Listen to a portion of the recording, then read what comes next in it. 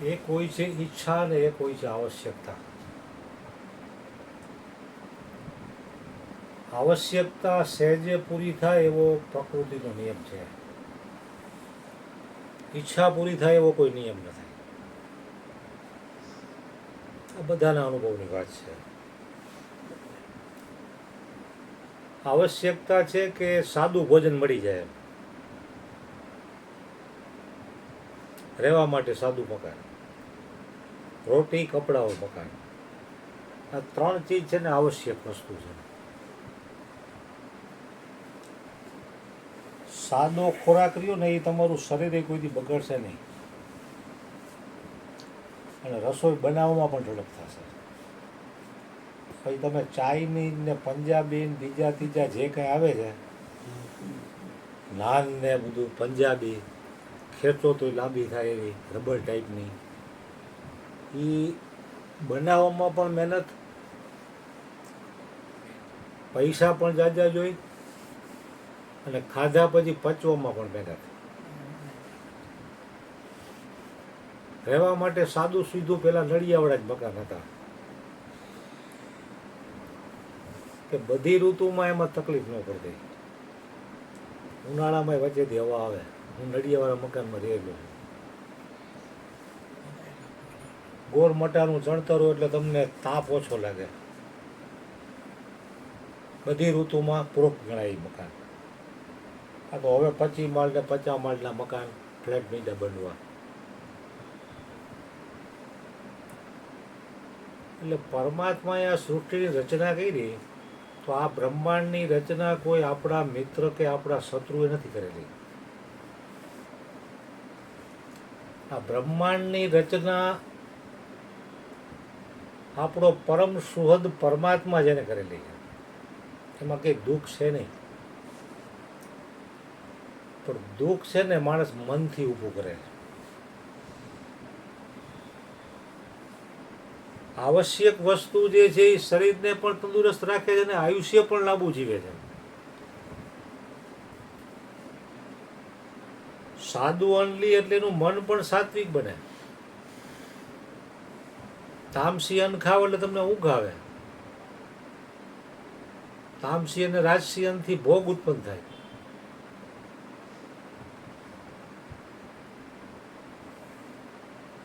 આવશ્યક વસ્તુની સહેજે સહેજે હરેકની ઈચ્છા પૂરી થઈ જાય એવો પ્રકૃતિમાં નિયમ છે. પણ ઈચ્છાઓ પૂરી કરવાના કારણે આખા બ્રહ્માંડમાં દુઃખ ઊભું છે. અત્યારે આ દુનિયાના એકબીજા દેશો જે બાજે છે એને હું ખાવા નથી મળતું, છતાં બાજે છે કાં કે બીજા દેશોનું પડાવીને પોતાની સત્તા મોટી કરવી છે.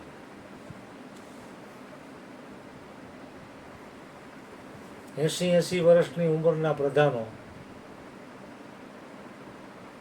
હવે કાંઠે બેઠા કહેવાય આમ તો, છતાં પણ આખી દુનિયામાં કેવો ઉત્પાત મચાવેલો અત્યારે હાલમાં કે મનુષ્યને શાંતિથી હોવા નથી દેતા. ગમે ત્યારે ગમે ત્યાં બોમ્બ ધડાકા થાય.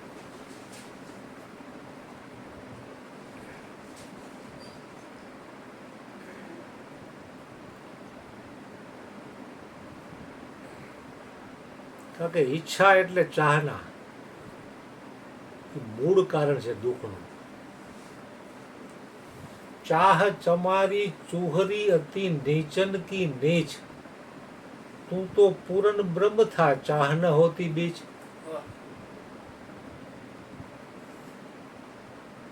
કારણ કે પોતે જે પૂરણ બ્રહ્મ પણ ઈચ્છાઓ કરી નીચે ઉતરી ગયો.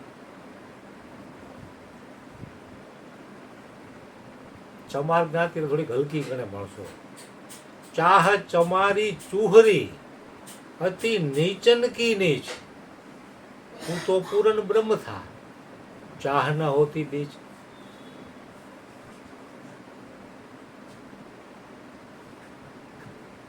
એટલે જ હરિગુરુ સંતો છે ને એનું જીવન આવું સાદું હોય છે.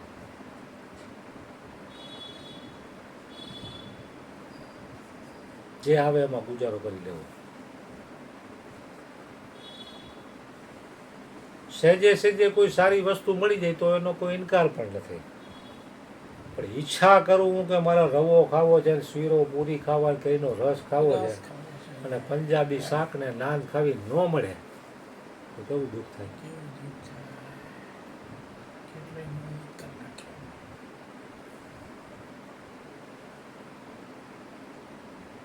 કારણ કે પરમાત્માએ આવશ્યક વસ્તુઓની એવી રચના કરી છે જીવ માત્ર કે કોઈ વ્યક્તિ જ્યાં હોય ત્યાં સુખી રહી શકે. આપણે માની લ્યો કે અહીંથી હરિદ્વાર જવું હોય ટ્રેનમાં તો આપણે ફિલ્ટર કરેલી પાણીની બોટલ બેગ લઈ, ખાવા પીવાનું લઈ, કે ભાઈ અહીંયા 2 દી 2 થાય પહોંચતા સ્ટેશન ઊભી રહ્યા તો આપણે આપણું જે હોય ખાય, આપણું ઠંડા બોટલની પાણી પી. પણ પાણી તમે ન લ્યો તો જ્યાં સ્ટેશન ઊભી રહ્યા પાણી મળે કે નહીં? અન્ન કરતાં પણ આવશ્યક વસ્તુ પાણી છે. તમે ગમે ત્યાં રણ વિસ્તારમાં જાવ તો તમને પાણીની વ્યવસ્થા થઈ જ જાય પીવા પૂરતી.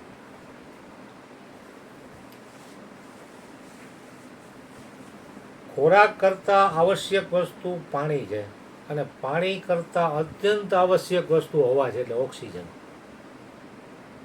તો કોઈ માણસ અહીંથી હરિદ્વાર ગયો ને ઓક્સિજનના બાટલા લીધા ભેગા કે ઓક્સિજન નહીં મળે તો મારું શું થાય એવું વિચાર્યું કોઈ?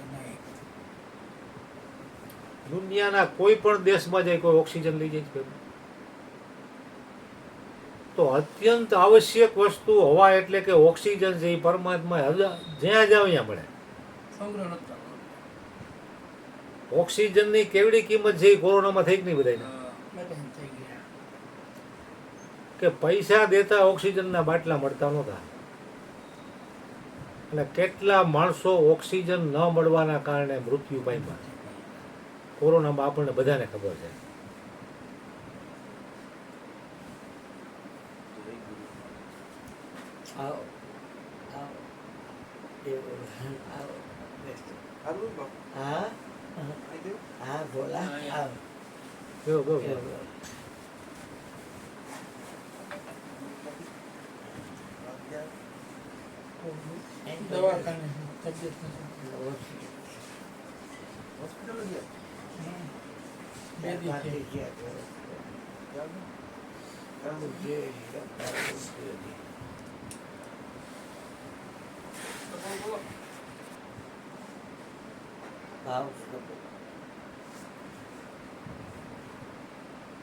એટલે આવશ્યક વસ્તુની પરમાત્માએ આખા બ્રહ્માંડમાં વ્યવસ્થા કરેલી છે જીવ માત્ર માટે. પણ મનુષ્યને 84 લાખ યોનિઓમાં મનુષ્યને પરમાત્માએ વિશેષ બુદ્ધિ આપી, તો મનુષ્યએ વિશેષ બુદ્ધિનો દુરુપયોગ કર્યો ઈચ્છાઓ કરીને. હાથે કરીને દુઃખ ઊભું કરીને સુખી કેવી રીતે કરવું?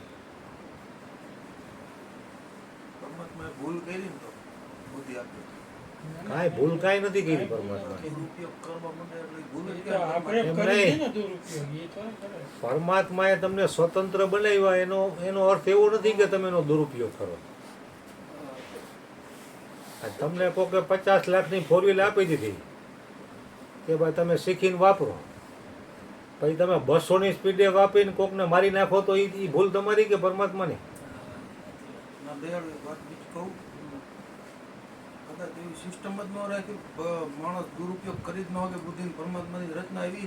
સિસ્ટમ અત્યારે મૂળ વાત જ અમારી હતી કે ઈચ્છાના કારણે આ બધા સાધનો ઉભા થયા. એવું સર્જન કરી શકે માણસ ઈચ્છવા છતાંય કઈ છે ને દુરુપયોગ ન કરી શકે. ભગવાને તો એની ભૂલ કહેવાય કે આપણી ભૂલ કહેવાય? પરમાત્માની કઈ ભૂલ છે નહીં.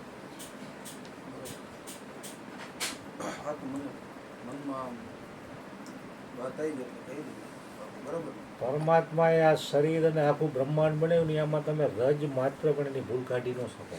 એટલે જ કહું છું જેમ બાળક 6-12 મહિનાનું હોય ત્યારે એની અમુક ઉંમર લગી જેની હાઈટ વધે, પણ 80 વર્ષનું થાય ત્યાં લગી હાઈટ વધતી હોય તો શું થાય એનું?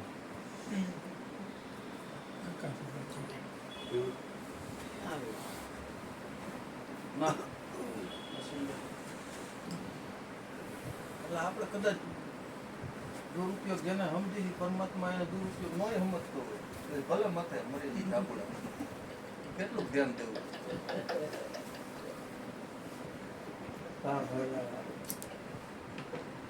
આવડી મોટી રચના કરીને પછી આપણે ભગવાનને એનું ધ્યાન આપણું ધ્યાન રાખવાનું આમ આપણે મરી જઈએ એની રીતે જીવાય મને તો એવું લાગે છે નકર ભગવાન ઈચ્છા એટલે દુરુપયોગ કોઈ ન કરવા દે બાપ થઈને બેઠો હોય આંગળી ન હલે નહીં ને ભગવાન હલે ભાઈ ગમે ભરાઈ દે એમ થોડું હાલે એની ઈચ્છા વખત કઈ થાય પણ આપણે માનીશું દુરુપયોગ અને એને દુરુપયોગ નહીં માનતા હોય મારા ખ્યાલથી પરમાત્મા તેથી કાંઈ વાંધો જે કરી ત્યાં ભગવાન સૃષ્ટિ આપણે ભાવ મનુષ્યને જ હોપી દીધી તો આપણે હલાવવાનું જેમ હલાવવાનું પછી એ ધ્યાન કેટલું ટ્રાય કરાય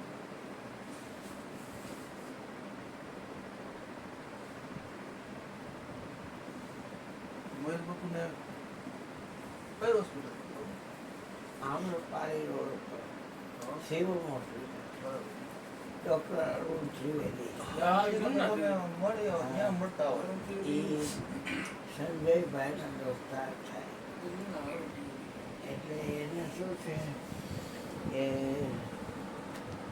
છોકરીનું